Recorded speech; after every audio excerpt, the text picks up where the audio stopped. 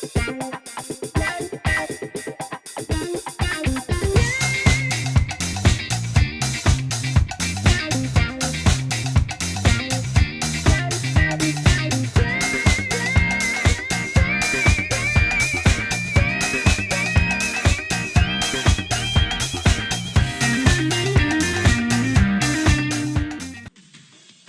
do you get when a Japanese special agent comes to Detroit?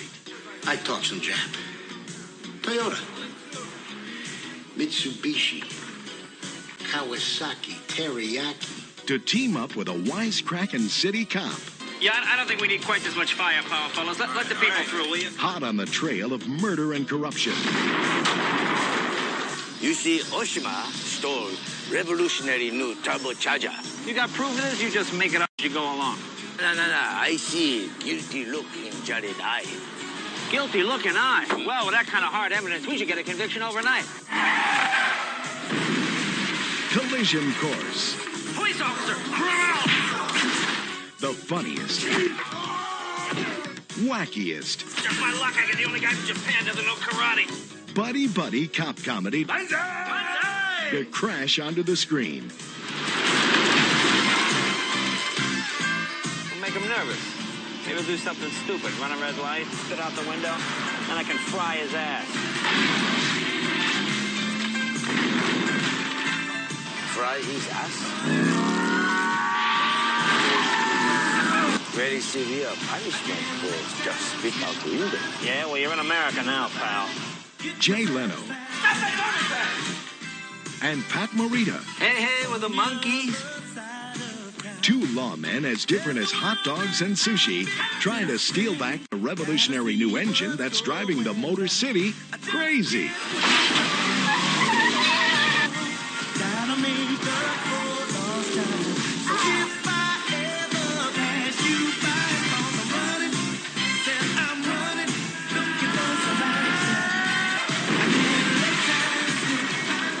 Collision Course. Hello, everyone. Welcome to the first episode of Podcast in Crime. My name is Cleve. My name is Michael. This is a podcast brought to you by Friendship Supreme, where we will be reviewing different buddy cop movies. Do we make sure there was no other podcast named this? Podcast in Crime, I looked that up. Okay. We're good? Says Google. It's impressive. Okay. Onward ho! Sorry. Today we are reviewing not Ice Age Collision Course, not Collision Course from 2012, not Crocodile Hunter Collision Course, not Collision Course, the album by Jay-Z. Why aren't we doing any of those? Because they're buddy cop movies. We are reviewing Collision Course, starring Pat Morita and Jay Leno. Why did Jay Leno ever think that he was, meant to be on the screen? You were a talk show host and you did good. Just stay at that. And I don't even know if he did good. I just know that a lot of people liked him. So I tried to look up because the movie was very car-based. And I know he's a real big car guy. So I thought maybe that's why he got into this. He was willing to supply him the car that he was driving in the film. So they're like, yeah, okay, you can do it. Honestly, I thought that it had something to do with him and his love for cars, but I found nothing. When I saw the car he was driving, his character was driving, I just assumed that was a part of his personal collection because it was a nice car. I don't doubt it. I don't doubt that any of the cars that you saw were actually part of his cars. But like I said, even the 1980 Toyota Corolla. Oh God! Or as they all kept saying, Toyota. Oh, you tried the Toyota. So, Collision Course is a 1989 action comedy film with a Detroit cop, that's Jay Leno, of course, where he must work with his efficient Japanese counterpart, that's Matt Morita, to corner an evil gang lord. That's the internet's definition. It was directed by Louis Teague and unreleased in the U.S. until 1992. With good reason. When it debuted on home video. So this bad boy didn't even touch theaters here. Okay. I'm glad. I'm happy for the U.S. to have never had to have seen that in a theater. But in fairness, I remember some of the things they were putting out in 89 to 92. And like, honestly, it's pretty on par for what was coming out at that time. Do you by chance know if Teague had done anything else in his work? I actually did look that up. Thank God. So he had done Cujo. Oh, well, that was, I feel like, decent. Right. The Attracted Rabies. Yeah. Steven Spielberg. Yeah. Or not Steven Spielberg. Stephen King. Yeah.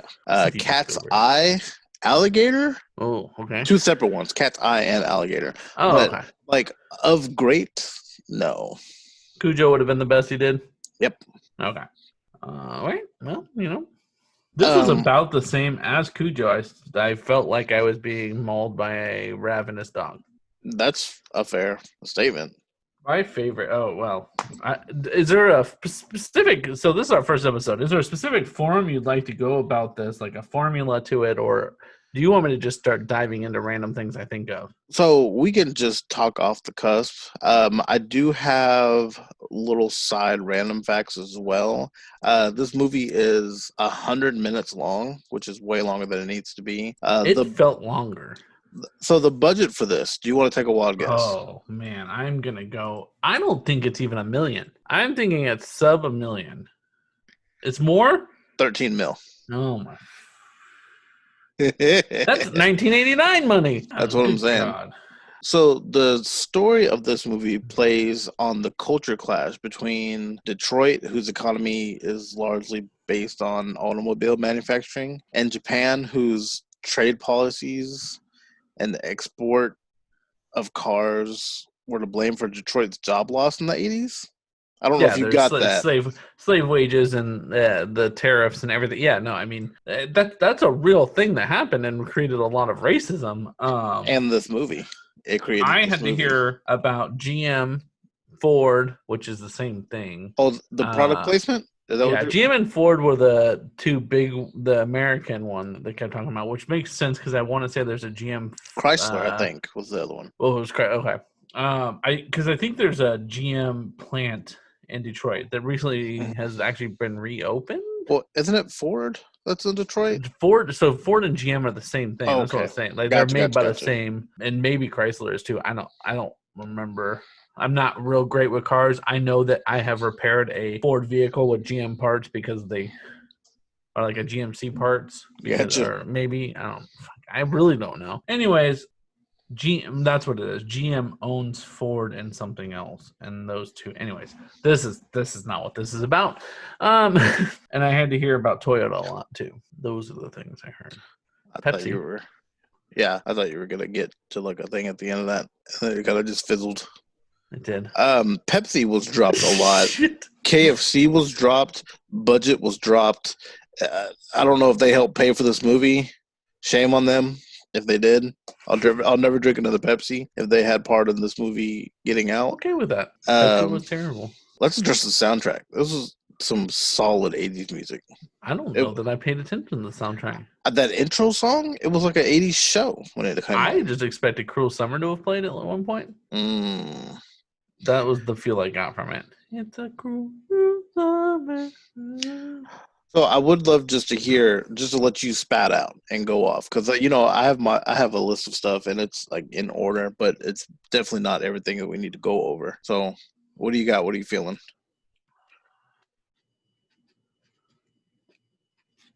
That's for you. So just based off of. You want to just get all the racism out of the way? Jay Leno had a lot. Well, there's a lot of racism in this, folks. Jay Leno had to have had a lot of say in his character development because he's like this ladies' man that Jay Leno never would be. At one point in time, convinces everybody to basically do something that's going to make them lose their job. Pat Morita. I always want to say Morioto. Pat Morita. His character went to go develop film and within seconds convinced the girl nah, you're gonna help me track this guy down. Well, he did show his badge. Showed his badge to everybody. Basically Brett Favre showing his dick to everybody. It's nothing special anymore. Is that what Brett Favre does? He sent dick pics to everybody. Oh, I missed that. That was a while back. Okay. Oh, he was still playing.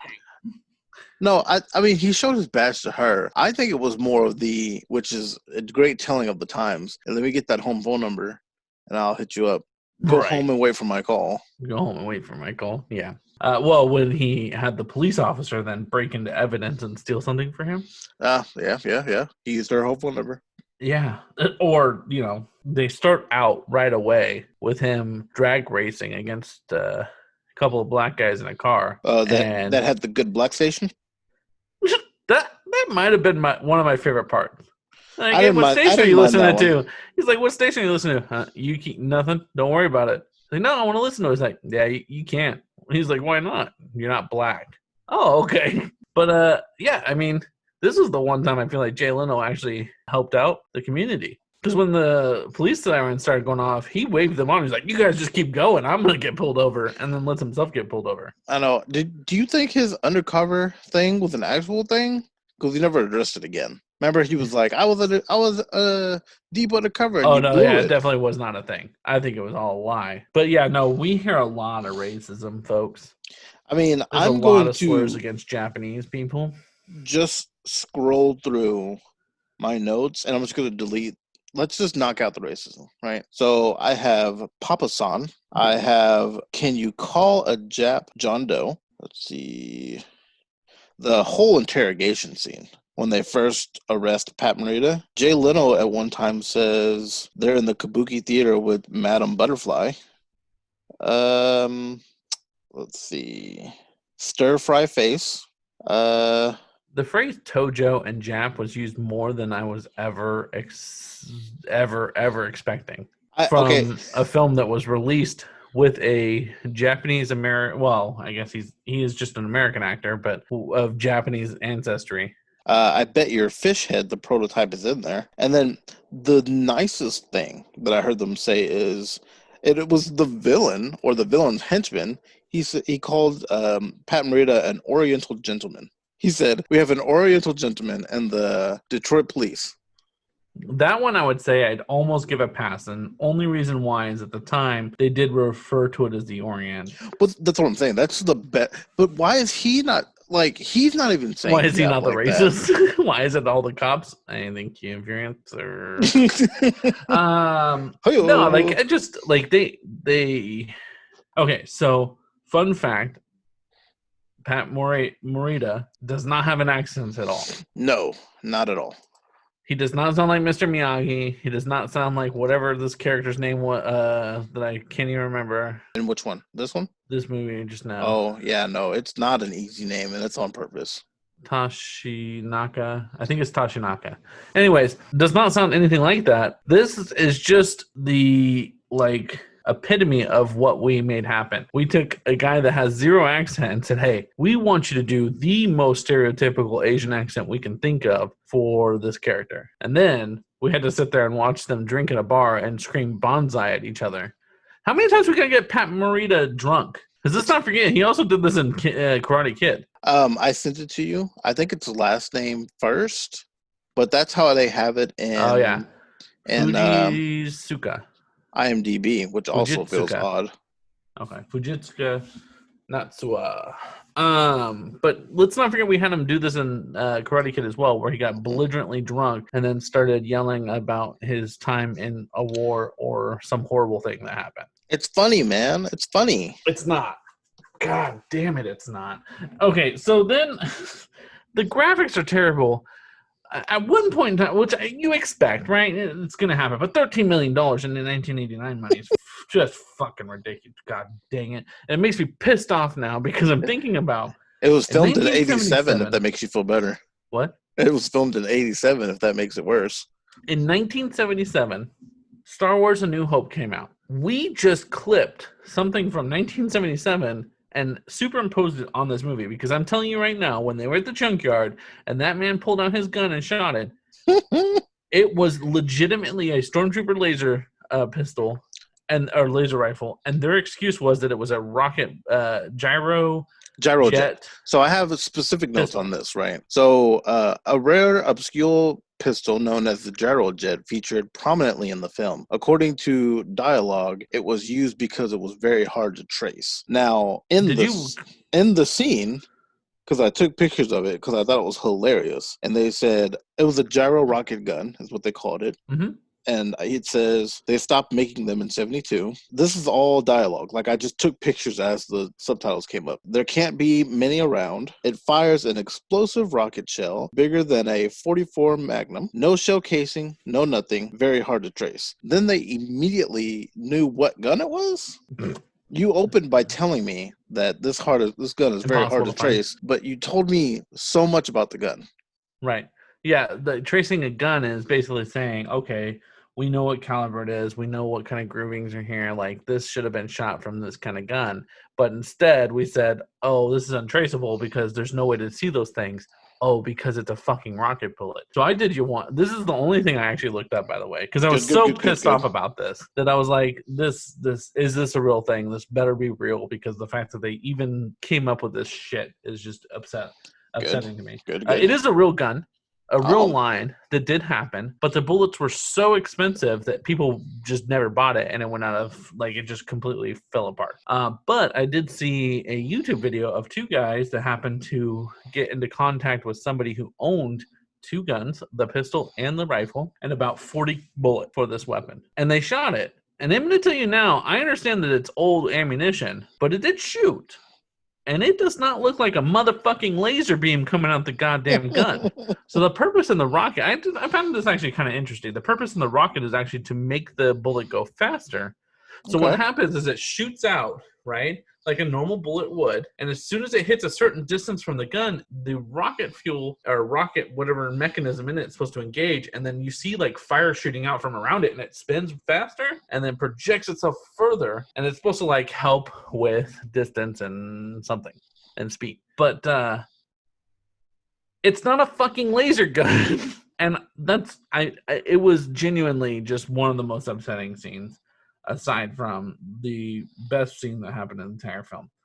Also, I don't understand why we have to keep having Pat act like just a dillweed. I don't know. Like, when they were at the mayor's speech thing. At the, groundbreaking. And, like, he then started acting like a crazy person to distract them so that Jay Leno could get away or something. I think that was more of the Detroit rubbing off on him. You know what I mean? Like being there and being partnered up with Tony Costas is his name, by the way. My apologies also. I missed a line. Hold anyone that looks different.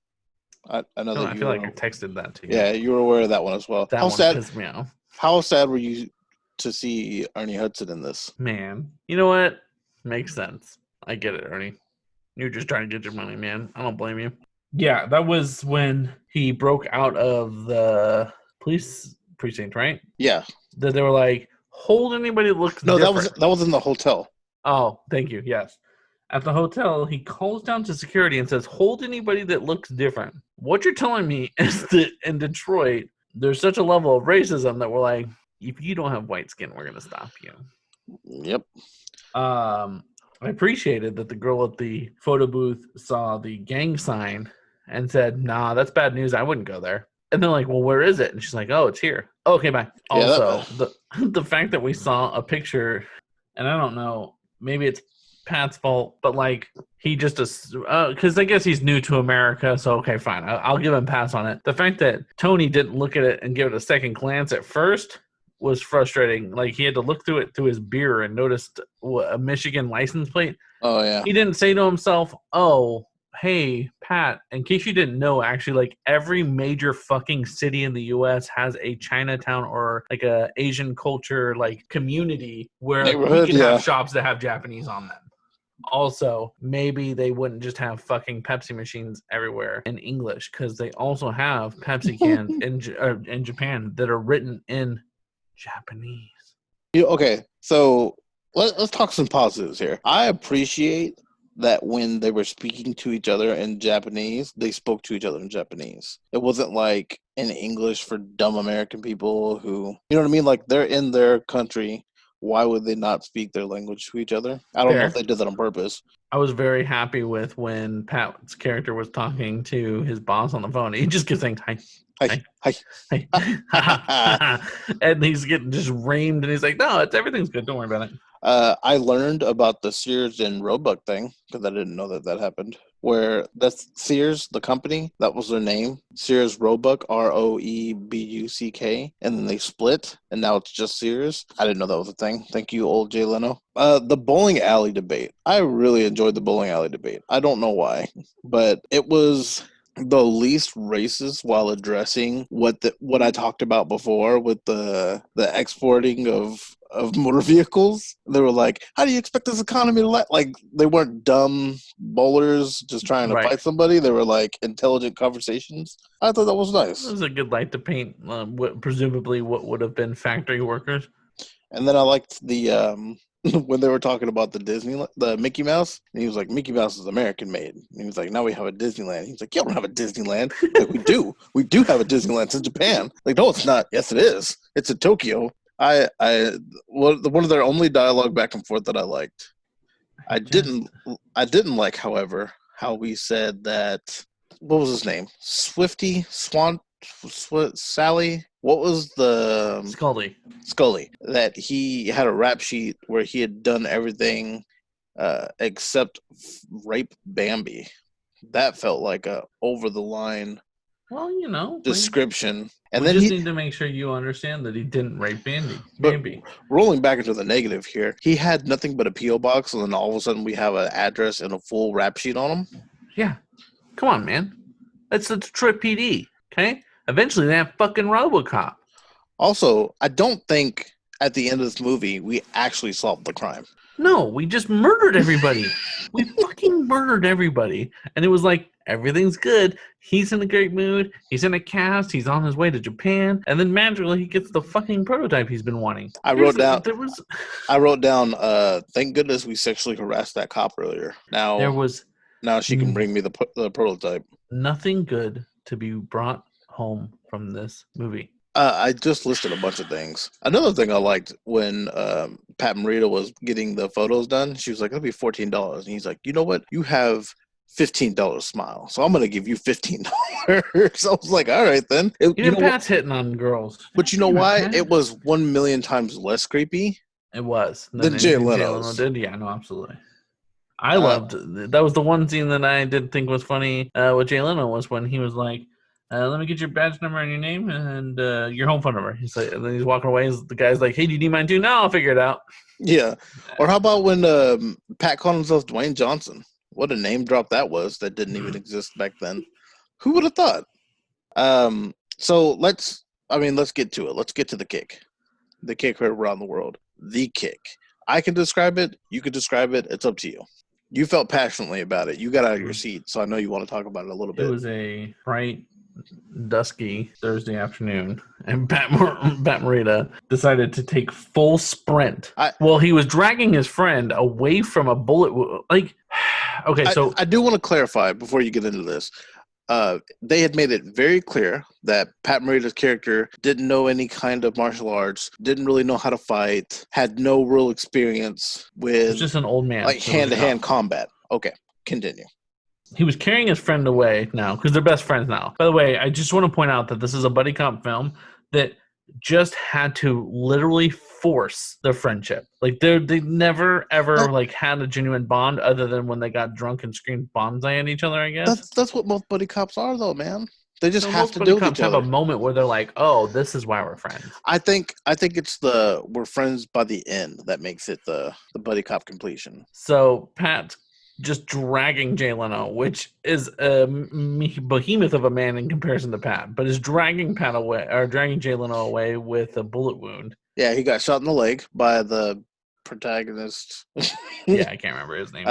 Madras, something. And it gets to a point where they're trying to run, and Pat just has this 300 IQ plan and says, "Don't worry, Jay, I got you." Drops Jay, turns around. And Jay's screaming, run without me, go without me, go without me, leave me. And then Pat starts sprinting towards the bad guy who's driving a car at them at this point. And Jay Leno screams, the other way, the other way. To which then Pat takes a full sprint, long stride, full sprint at this car. And you're sitting there thinking to yourself, man, what's going to happen? So Pat jumps with both legs, missiles himself, and perfectly executes in what I can best describe as though God was holding a sniper rifle that was filled with pat bullets and shot it at this man in the driver's seat. To which then he, with precision, just narrowly shoves just his 2 feet into the windshield and crushes that man's head. Because he hit the head and then blood just went. Oh yeah, no, he smushed it. It was like a grape. And then the car continues to drive for a while because, as it would. Like hitting side to side on the windshield. As it would if there was a driver who then was murdered. It's just a dummy on the front of the car. And it's just being thrown back and forth. Or maybe a stuntman. I can't really tell. One time it was a dummy. Sometimes it looked kind of like it could have been a stuntman. But then Jay Leno walks over and drags him out because, it's really important because, again, no car chase or accident is ever complete without having a giant fucking explosion for no reason. So the fire was in the back of the car. And, I think they've proven on many occasions that that's not, it wouldn't just blow up because. But anyways, yeah, they have it listed as a Pat Morita delivers a kamikaze attack, kicking through the windshield and hitting Madras so hard the force of the strike decapitates him, which is accurate. All that's accurate. All that happened. It was I saw magical. It and I had tears of joy. It's the only thing that ever good came out of this movie. I know you listed other things. This is the one. And then this rushed goodbye. Well, and we I have have to keep it at 100 minutes, man. I have notes on that as well. So just want to I can't end it without mentioning it. You remember the scene where Jay Leno gets his hands on one of the goons and he's like, "Stop back or I'll shoot." And it's the one black guy in the crew, and the other guys just lay every bullet they have into that man. And I was we had to make him the black guy. Yeah, no, I remember the scene. But I remember looking at him and they all looked at each other like, "Yeah, it's good." Yeah, we're good. We're good. Everything keeps on grooving. That's the one thing. So this review, we got our racism in against black people too. One last time. So this movie has a 32% on Rotten Tomato. I think 32%. Yeah. Shut the fuck up. I don't think it's got very many reviews. I want to meet the one fucking asshole that gave it a high review. I looked at the reviews and they were not high. But I was gonna say I think we should also Podcast and Crime give reviews to these movies on Rotten Tomato at the end of every one. Yeah, absolutely. So it was released in Germany April 27th, 1989. How was it received there? I have no numbers on how much money it made. It couldn't have been a lot. Little side notes I have. Jay Leno publicly admitted that he detests this movie and was embarrassed that he had agreed to be in it. He immediately said it was a horrible movie. Here's the thing. Actors are allowed to have bad movies. Agreed. They have them. They exist. I'm sure Denzel has a bad movie. I can't think of it, but I think he has one. But this is a different level. Agreed. This isn't Tooth Fairy. This is career-ending horrible film. How many times Rob Schneider should have just been stopped from making movies because of the shit he'd been putting out? That kind of level. Oof, yeah, that was a bad level. Yeah, it was such a bad level. So in 1989, Pat Morita guest starred on The Tonight Show with Jay Leno as the guest host. Oh, thank God. And they said that the movie ran out of money on the last days of filming, with key scenes waiting to be shot and no budget for editing and post-production. And I think we can tell that with that kick at the end. Well, they did the kick and they said, "Oh, the movie's over." So apparently Bob Clark was originally set to direct this movie, but he was fired before filming. So you really can't even blame too much on drama him. Back then. Right. So, final thoughts. What are we scoring it? 1 out of 10 badges. 1 out of 10 badges. Got it. And this gets a 1.5 badge. You know what? 2.5. 2.5 badges? 2.5. That kick will literally live with me forever. In fact, I want to make that a meme or a GIF or that's gonna go in our stream. Anytime something epic happens, that fucking scene's coming up. Just whap. Every time someone subs, just a fucking kick. Holy crap. I mean, yeah, no, 2.5. And it's solely based on the fact, that's getting a 0 and a 10. Getting a couple zeros and then a 10, and then that's why you got your 2.5. Okay, that's fair. That's fair. I mean, I don't know if I could give it a 2.5. This is definitely not the worst buddy cop film I've ever seen. It's rough though. Just you wait for what we've got planned. Oh man, I'm so excited. 2.5 apparently from Michael. I think a 2 for me. Would you recommend anybody to watch it ever? Yeah, I would. On purpose? If you like shitty, you know what? Here's the thing though, like, because I'm guilty of this. I love shitty horror films, like with a passion. Mm-hmm. And so if you like bad films that are so bad that some parts are funny, there are some parts of this that are good.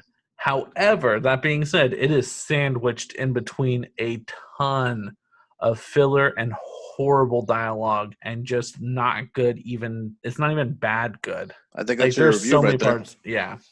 But there are some scenes that like you'll leave and go, man, remember Collision Course? I'll never forget it. My whole life.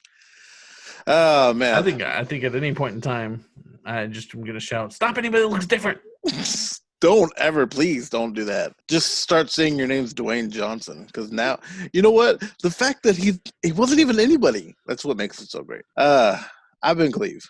I'm Michael. And this was the first episode. Tell us what you think. Hit us up on our social media. We have a Facebook, Instagram, and Twitter that are all Friendship Supreme. Twitter has no eyes, no more friendship, because all eyes are typically on the YouTube channel where you can watch this video if you're listening. I'm going to be adding clips from the movie so that you'll see that as well. Possibly the trailer also. Look forward to it. It's going to be great. Thank you for listening. Have a good one.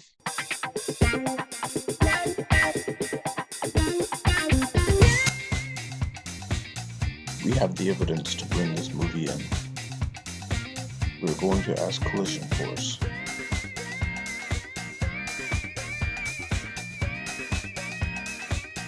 to bring in its badge and gun.